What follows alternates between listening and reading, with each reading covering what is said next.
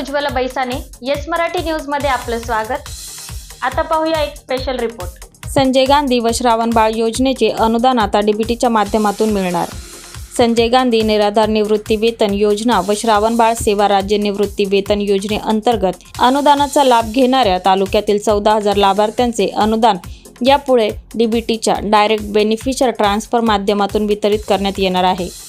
त्यामुळे या योजनेचा लाभ घेणाऱ्या लाभार्थ्यांनी आपले आधार व मोबाईल क्रमांक राष्ट्रीयकृत बँक खाते क्रमांकाशी संलग्न करावे असे आवाहन सुरगाणा तहसीलदार रामजी राठोड यांनी केले आहे। नवीन नियमानुसार लाभार्थ्यांना ही रक्कम आता शासनाकडून त्यांच्या बँक खात्यात जमा केली जाणार आहे। त्यामुळे वेळेची बचत होणार आहे। योजनेचा लाभ घेणाऱ्या सर्व लाभार्थ्यांनी योजनेचे अनुदान ज्या राष्ट्रीयकृत बँक खात्यात जमा होते त्या बँक खात्याशी आधार क्रमांक व मोबाईल क्रमांक संलग्न करून घ्यावा। त्यानंतर आधार कार्ड, बँक खाते, दिव्यांग प्रमाणपत्राची झेरॉक्स व संलग्नीकरण केल्याची बँकेची पावती तहसील कार्यालयातील संजय गांधी शाखेत किंवा तलाठी कार्यालयाकडे तत्काळ जमा करावी।